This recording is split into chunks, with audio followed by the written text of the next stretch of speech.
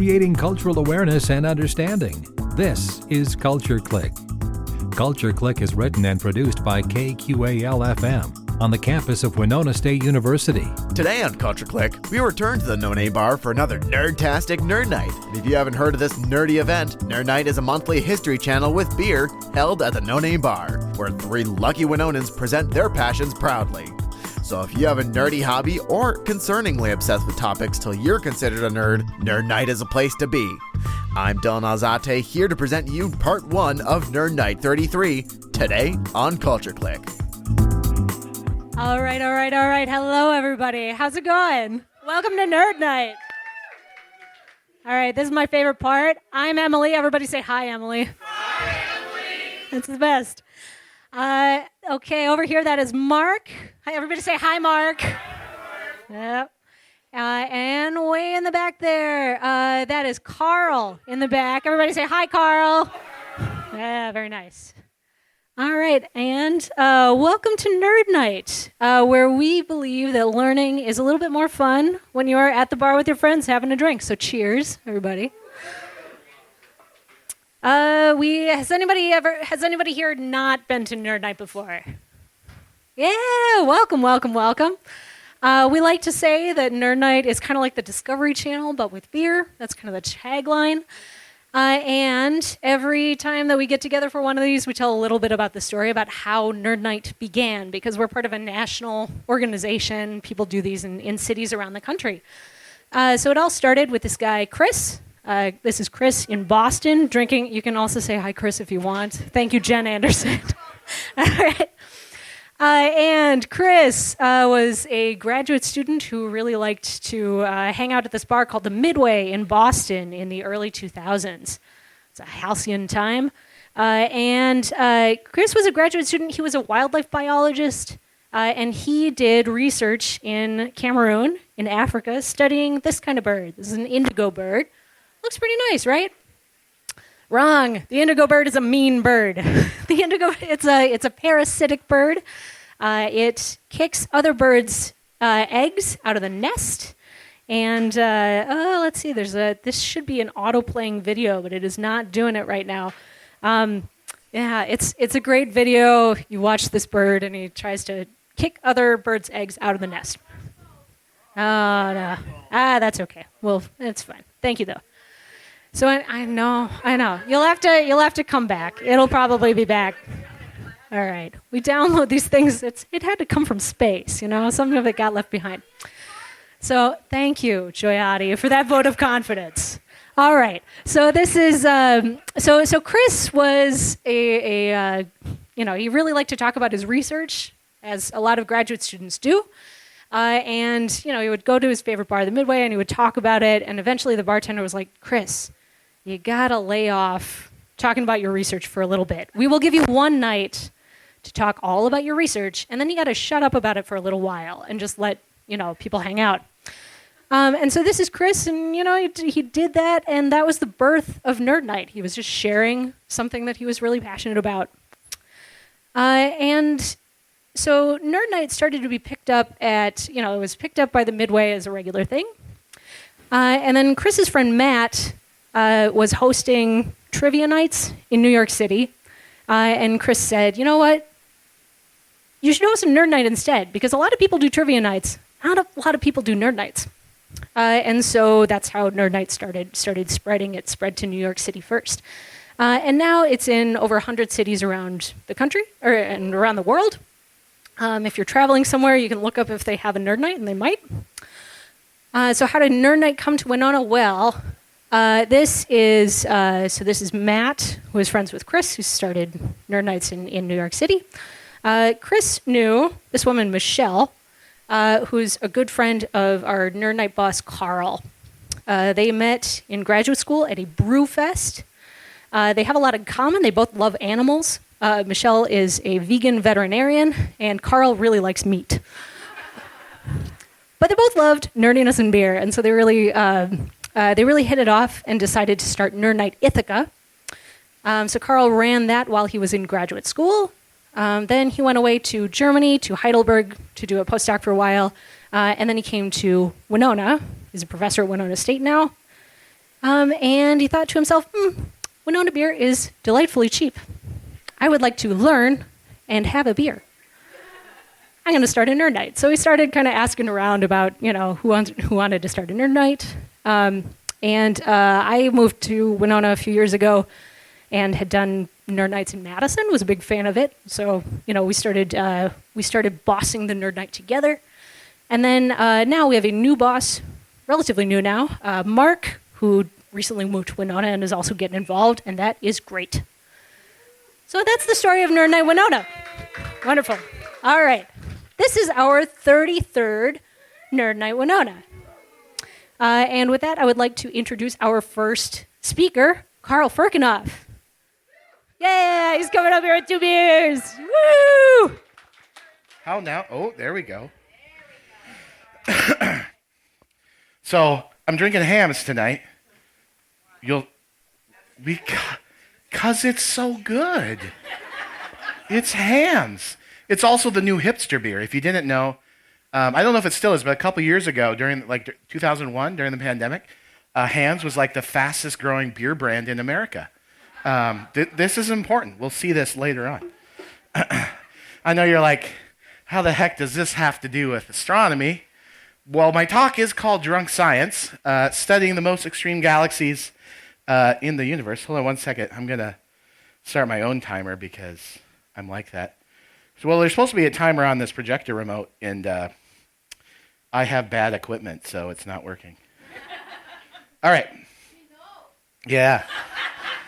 All right, here we go. Okay, so obviously you're like, what the heck do you mean by drunk? I mean, you're folks at Winona State, I don't drink during the day. That's true. And so we're going to get to that. But I do like to have a beverage every now and then, whether it's, coming out of a Heineken mini keg, a giant margaritas, double fisting wine and beer, double fisting beverages on the streets of Puerto Rico on New Year's Eve. Oh, discovering hams in upstate New York in 2019. I was amazed. It was awesome. They have fancier cans now. I also like to mix drinking with fire. This is the German classic Feuerzengenbowle, which is all over German Christmas markets now because there's a Nazi-era movie about Feuerzengenbowle. Yeah, that's a whole thing. Giant Bloody Marys here in Winona. Giant beers and pretzels in Germany.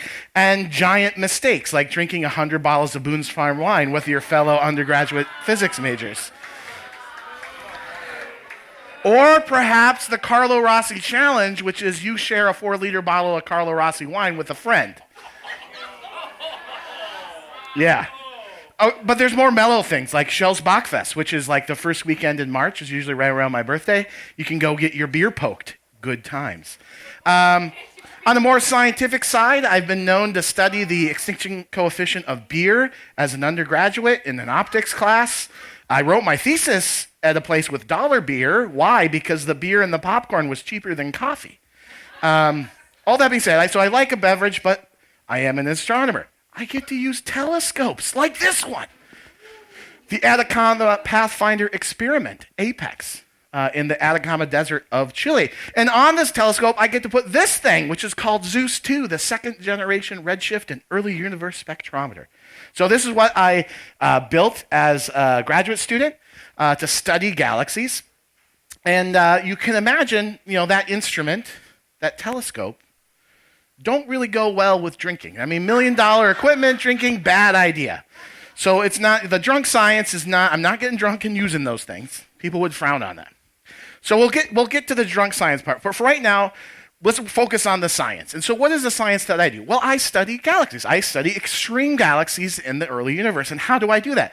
I study them via things called, what I like to describe them as extreme emission lines. To do this, though, we can't just do it in any place. We also kind of have to go to some extreme locations. But you're like, Carl, how is it extreme? Well, let's start with it's big in space. How big, you wondering? How big? Yeah. Well, let's start with Earth. Earth isn't that big. It is 13,000 kilometers in diameter, but Jupiter's 10 times the size of Earth. The sun is 100 times the size of Earth. Let's talk about the mass for a moment. The Earth is 6 times 10 to the 27 grams. Yeah. Jupiter is 1,000 times the mass of the Earth. The sun is 1,000,000 times the mass of the sun. And astronomers, since it's big in space, that's what we measure things in. Measure them in units of our sun, solar masses. For reference, anybody chemistry fans here? Chemistry fans? You can admit it. It's okay. It's okay. Avogadro's number. I don't know. When you learned about Avogadro's number, chemists are like, that's a big number. 6 times 10 to the 23rd. It's not a big number. Earth is 10,000 moles of grams. Take that, chemistry. Anyway, so solar mass. Keep that in mind. Solar mass, 1,000,000 Earths is a solar mass. Okay. We also like things are bright in space. How bright? Well, the sun has what we call luminosity. It's how much energy per second is coming from the sun. 4 times 10 to the 26 watts. Now, we don't really buy these anymore. They're illegal. But if you could buy 100-watt incandescent light bulbs, that is equivalent to 4 trillion light bulbs. Okay, so we got solar mass and solar luminosity. Yeah, so keep that in mind. Okay, so now let's get to the extreme galaxies. The universe itself is extreme. Let's get to the extreme galaxies. Yes, there are galaxies in the universe, but they weren't always there. If we go back far enough, we have this thing called the Big Bang. You know, the universe formed, Big Bang happened. It was all the matter and energy of the universe was this big, hot, dense soup. Eventually, though, the universe is expanding, just like expanding gases cool off. The universe is expanding. It cools off over time. Eventually, cools off enough. We get this cosmic microwave background. Problem is, though, it cools off enough. Before you had originally like electrons and protons separate, doing their thing. It cools off enough, they get together. And when they do that, those neutral hydrogen atoms like to absorb light. So we call those the dark ages. Eventually, though, it cools off enough, and we get our first stars, which emit light, our first galaxies, our first supernova, and that energy is able to reionize the universe. And once that happens, then, the light now can stream, and we can actually start observing the emission from our very first galaxies. So our first galaxies, we think, formed sometime around a billion years. We're not exactly sure. Somewhere between 100 million to a billion years, we get our first galaxies. And that's what I'm trying to study. That's what I'm trying to understand. So for reference, what is our galaxy like? Well, if we could get outside our galaxy, it might look like this one.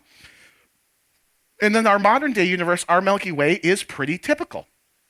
It's only about a trillion times the mass of our sun. It's only about 20 billion times brighter than our sun, and it forms about 1 new star per year. Now, that doesn't sound very impressive, right? But this thing's been around for billions of years. So over time, it can make a lot of stars. But this is us. This is us now. If we go back in time, we do know things were very different. And in fact, one of the things that was different is how many stars were formed. So this is a graph. The basic thing is it's low here, about 1, and then if you go back in time, it's about a factor of 10 higher. So if we go back in time, so this is the age of the universe now, so this is today, the universe is about 14 billion years old. If we get to when the universe was only middle age, 7 billion years ago, the galaxies were on average forming stars 10 times faster. Now that's on average. Some were even more extreme. One of those extreme beauties is SMM J02399. Yeah, great name. I mean, there's an information. That's actually a coordinate. It's like the survey they discovered it and the coordinate on the sky where it is. But the universe was only 2.5 billion years old. So, sorry, was that? Yeah. So 2.5 billion years old.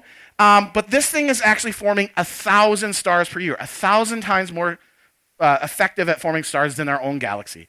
It's twice the mass of our galaxy, and it's 600 times brighter. So this is what I'm talking about, extreme galaxies. And the question we might ask is, why is it so massive? Why is it forming so many stars? Why is it so bright? And where do the elements come from? That's kind of just thrown in there. But when the universe formed, all we really had was hydrogen and helium.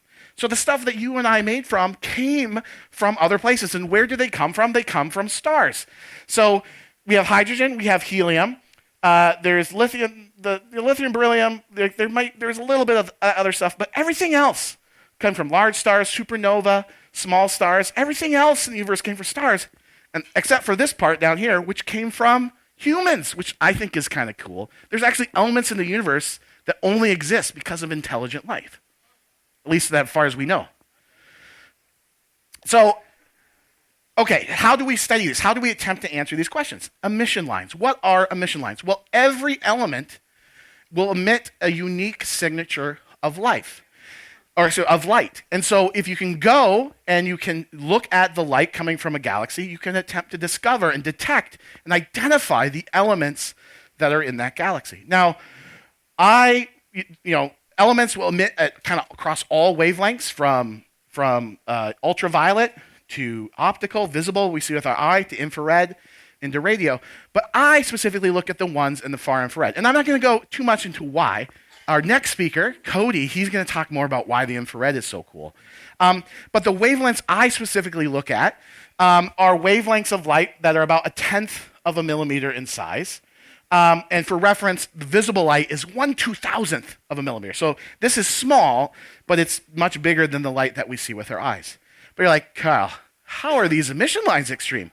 Well, it comes down to the 1%. Now, these aren't the 1%ers of the top earners, the top income wells. No.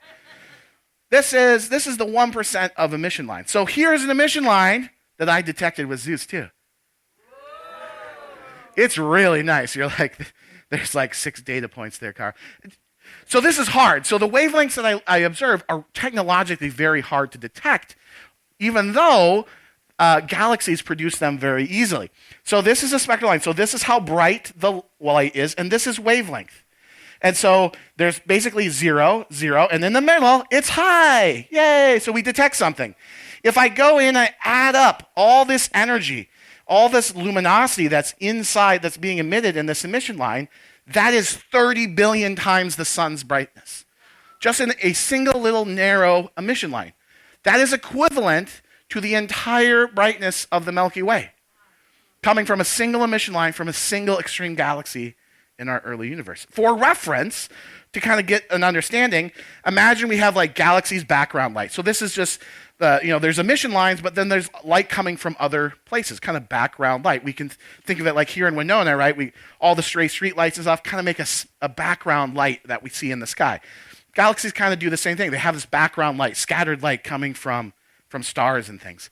If we add this far infrared emission line on top of it, it would be like taking our sugar loaf, which is our background light, and building the Burj Khalifa tower on top of it. Okay? So these things are really, really bright. But they're useful because they are signatures of the atoms that are in there, and they can tell us about the galaxy. To do this, though, we can't just look at this here in Winona. We got to go to extreme locations. And as an astronomer, I've been really privileged to go to some awesome places. One of them is Heidelberg, Germany, with a freaking castle that I got to go by every day. And I got to drink beer in plastic bottles. People talk about, like, that's weird. But they got a screw cap on it, so you can, like, drink half of it and save it for later. It's great. And then you can grill some sausages. It's right. You have 1 liter beers. You go to, they have one size at Oktoberfest, 1 liter.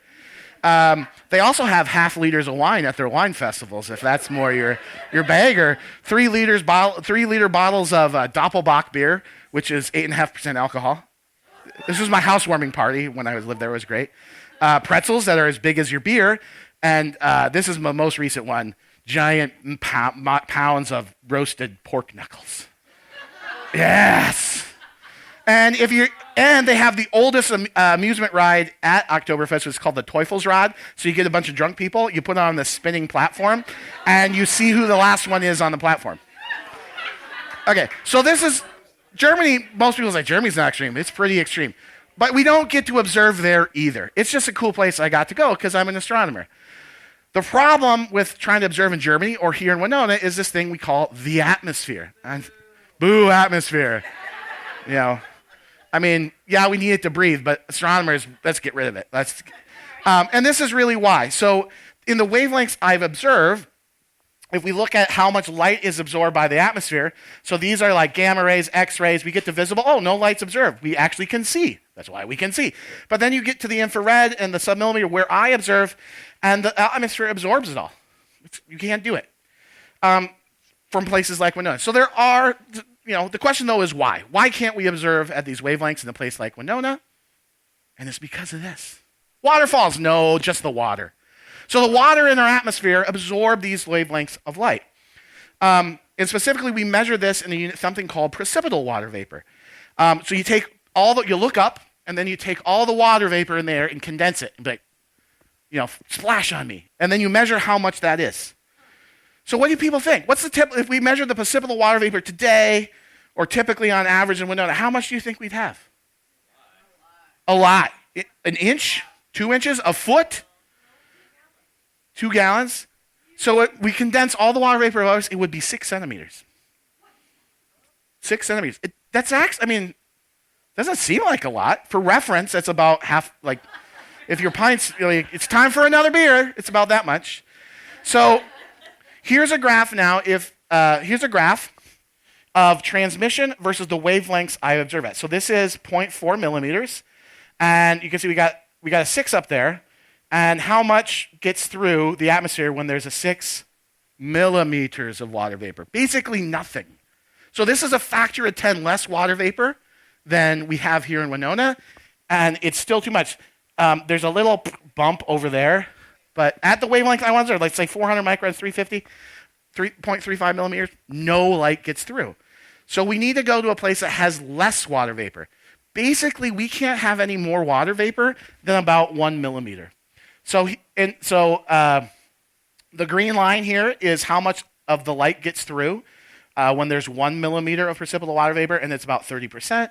If under really great observing conditions, you'd have half a millimeter, and then you get 50%. So that means half the light coming from these extreme galaxies, it's like a tax. The atmosphere is like, atmosphere tax, taking your light away, can't detect it.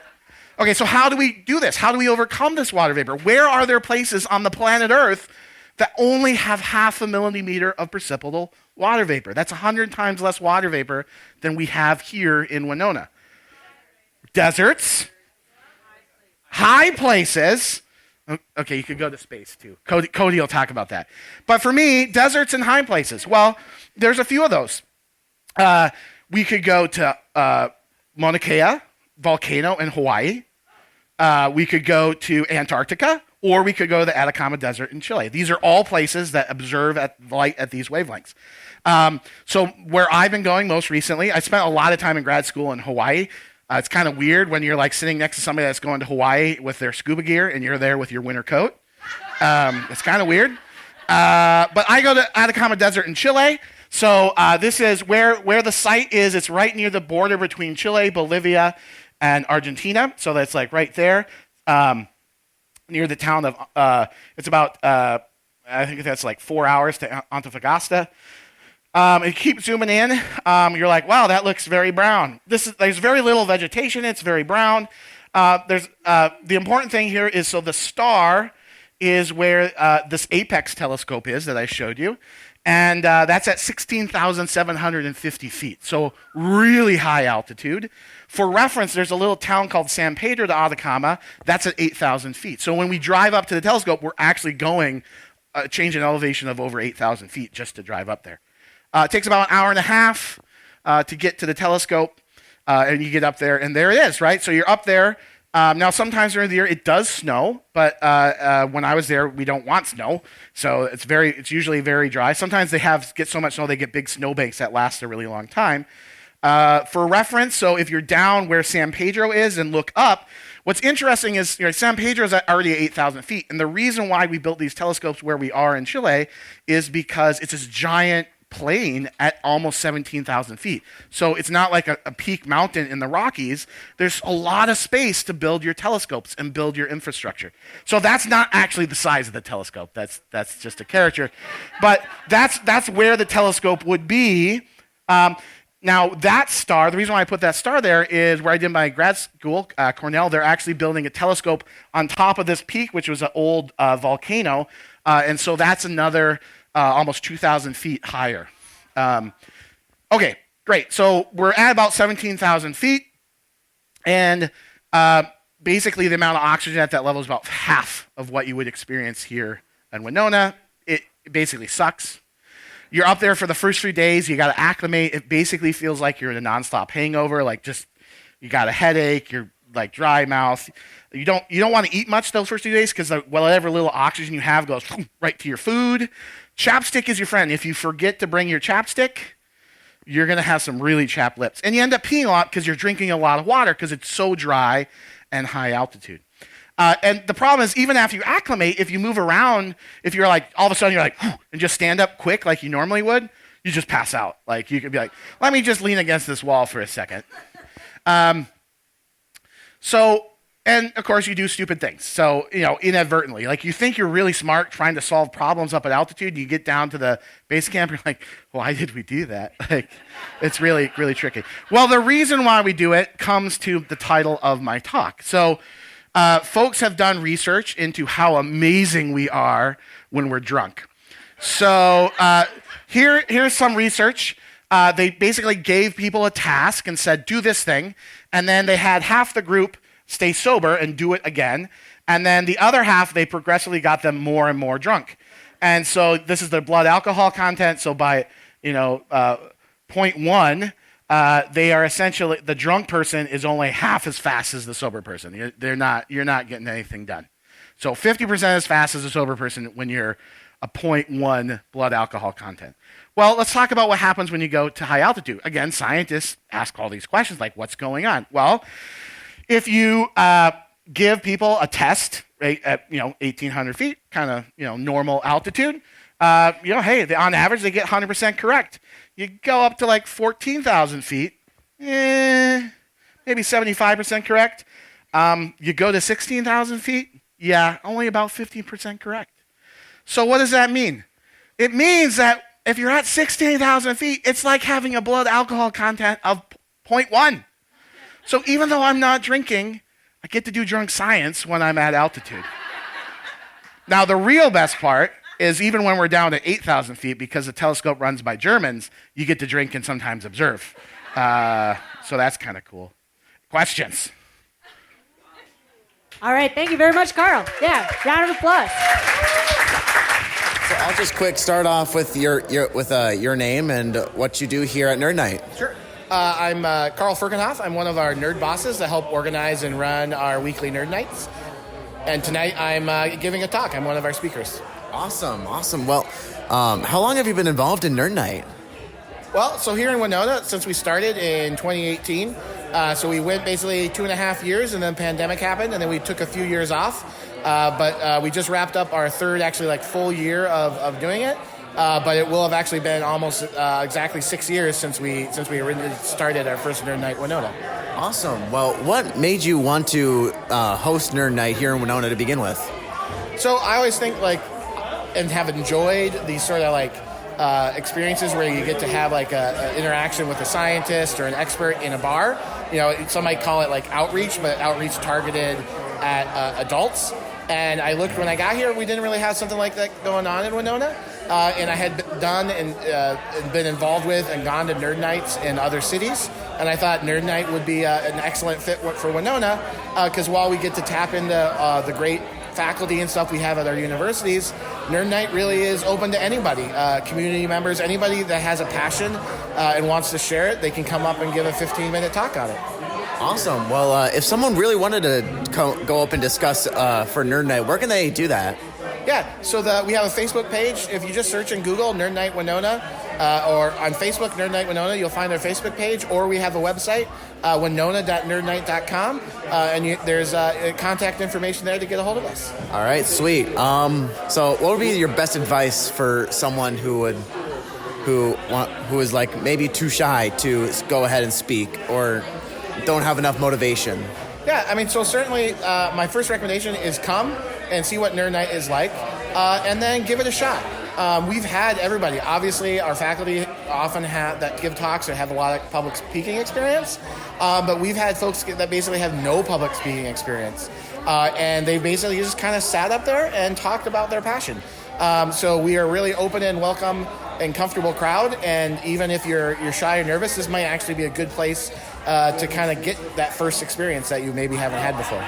Right. So before we wrap this up, anything else that you'd like to quick add? No. We've got Nerd Nights coming up the fourth Wednesday of every month at No Name Bar through May. So hopefully you can join us. Awesome. Well, thank you.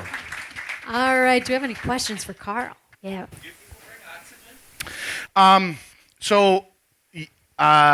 The question Yes. is, do people bring oxygen? So, yes. So, it's a little bit complicated because, like, to actually have oxygen regularly, you got to get a prescription for it, actually. But the for kind of emergencies, for the people that are visiting the telescope, they do have emergency bottles of oxygen up there.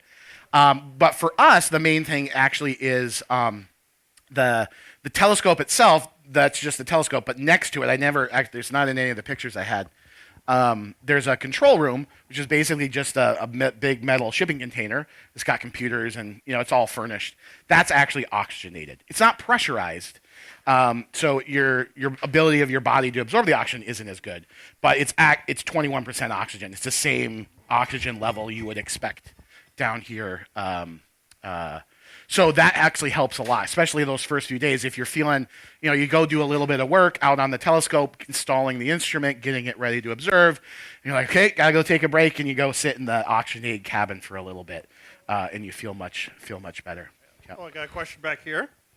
So when you get to see the light, what does it tell you about the age of the galaxy that you're looking at? Yeah, so it really depends on what specific one of these extreme emission lines we look at. I primarily look at the emission lines in the infrared from oxygen, carbon, or nitrogen. And observing the different combinations of them can tell you things like the age of the star formation. Like, when was the most recent burst of star formation? Was it very recent, or has it not formed stars for a while?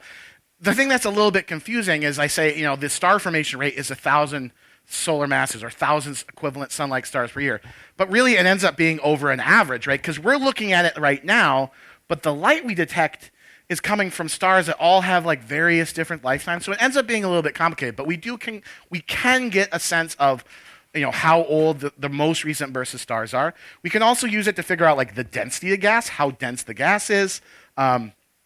How much it's been enriched by previous generations of stars producing new elements, and then we can also figure out, just how many stars are there.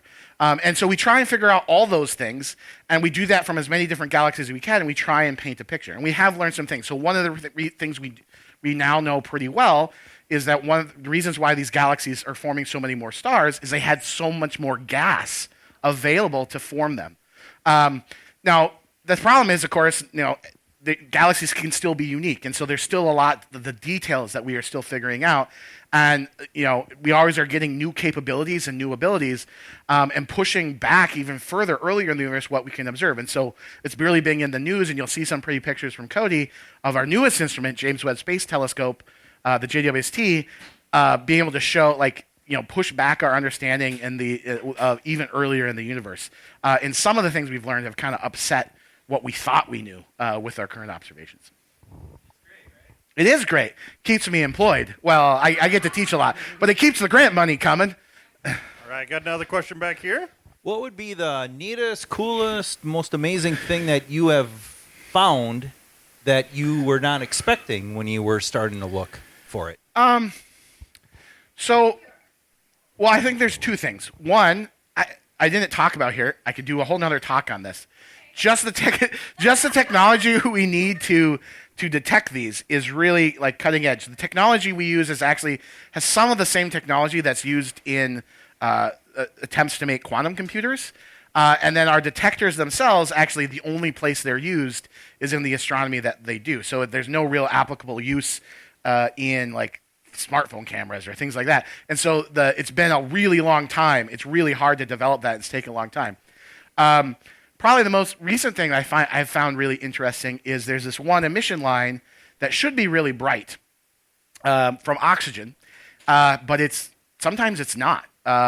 It gets absorbed, the other gas, the other oxygen. So there'll be some parts in the galaxy which are emitting the oxygen's light, but then some of the oxygen molecules are just absorbing it.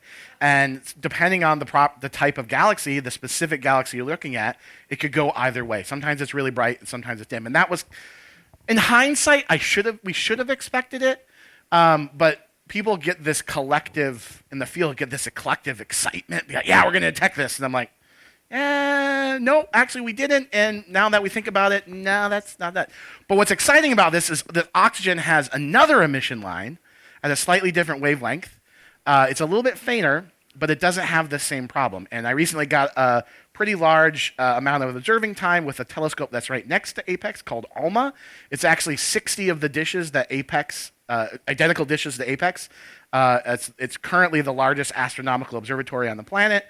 So I got some data that should hopefully be coming in March and April with that, which is exciting. Okay, the lines you're looking at are in the far infrared, I assume because it's so heavily redshifted.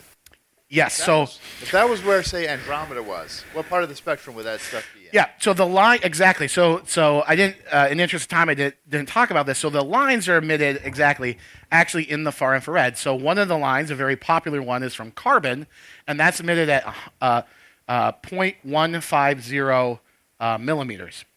But because the universe is expanding, when you get to one of these galaxies that I observed at when, let's say, the universe was only 7 billion years old. So when the universe was middle age, that light's actually been shifted to 300 microns, so 0.3 millimeters. And that's what we built Zeus 2 to do. So if you want to look at galaxies in the early universe, you have to account for the fact the universe expands and the light gets shifted. So if we observe that emission line from Andromeda, my instrument Zeus 2 wouldn't be able to detect it.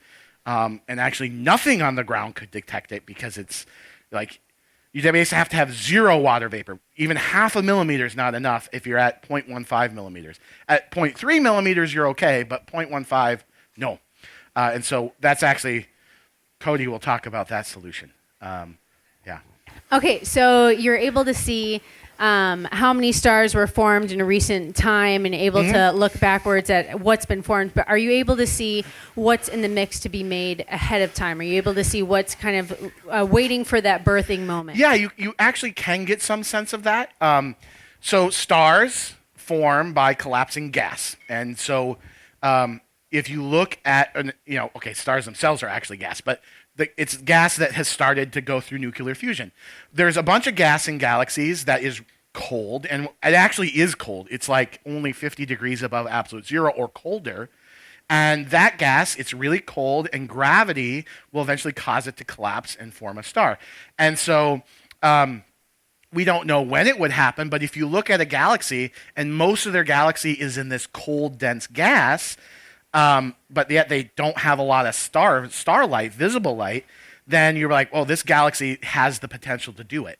And now what's cool is even for any specific galaxy, we can't say when it is, but what we can do is find a similar galaxy, a similar mass, but and a similar amount of molecular gas, but has turned, the star formation has just started. And so we'll look at a different part of the sky, maybe a slightly different redshift, so a different time in the universe, and we can start piecing things together. The fact that the universe is expanding and also that light has a finite speed makes our job possible. It allows us to actually look back in time and piece things together that where normally these processes take millions, 100 millions, or billions of years. By looking at different galaxies that kind of piece it together, we can actually build a story of what's going on in the universe.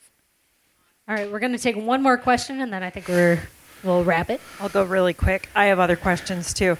But so here's what I'm wondering is, how long are you staying there? And are you driving from that little town up to the telescope every day, or are you staying up at the 16,000 feet? Because I'm wondering when this gets dangerous. Okay, so how long do we stay at the telescope? It really depends if you're a grad student or not, or the senior research associate at Cornell. So usually when we go on a kind of observing campaign, the current grad student is basically going to be there for the whole observing trip. They're not all at 17,000 feet for the whole trip, but they're either staying in San Pedro de Atacama, where the control room, where the dorms are, for the whole trip. And then we have this, he's German, he's very stereotypical German. He's like, I will be there the whole time. Pain is nothing. They're all also. So when I went to Apex, I was there for a month and a half. And now once you actually start observing, once the instrument's been installed, things are working right, there's really no reason to go up to the telescope. We can be able to control it completely remotely, and we stay down at the base camp at 8,000 feet. Now, of course, it's still not great because, we can basically observe 24 hours a day. So some people have to be on a night schedule, some people have to do a day, and it can get kind of long. Usually we'll have a continuous period of 2 to 3 weeks where we actually get to observe. when we go up to the telescope, they have rules on how long you can be up there. They are pretty flexible with us, though, because they know we have a lot of experience, our group, going up there. And so usually, like when we first are installing, getting the instrument ready, we'll be up there. Well, they typically don't want us to be up there more than 8 hours. If there's issues that arise, we are often able to convince them to let us be up there longer. But definitely, like your first 3 days there, you're maybe up for 4 hours, 6 hours until you acclimate. And your body will be like, I need more red blood cells, right? And it will start making and kind of get you used to that environment. Fantastic. All right, let's give Carl another round of applause. All right. Well, don't go too far. We do have 2 more speakers coming up. We're going to take a quick 5-minute break, grab another drink, and be ready to see see Cody speak. Thanks again to the No Name Bar and the hosts of Nerd Nite for making this whole event possible. Be sure to tune in next week for part 2 of this House of Nerdvana. To check out more of this nerd-tastic event, check out their Facebook at Nerd Nite Winona or winona.nerdnite.com. Otherwise, check out to see if there's a Nerd Nite near you at nerdnite.com. That's nerdnite.com. I'm Dylan Alzate, and to keep up with all things Winona or the surrounding area, tune in to Culture Clique Thursdays at 12:30 here on 89.5 KQAL. Or listen to previous episodes of Culture Clique on your favorite streaming services. Find links at kqal.org. Creating cultural awareness and understanding. You've been listening to Culture Clique. Support for Culture Clique is made possible by the Minnesota Arts and Cultural Heritage Fund. Culture Clique is produced by KQAL FM on the campus of Winona State University. For more information, look us up on the web at kqal.org. And thanks for listening to Culture Clique.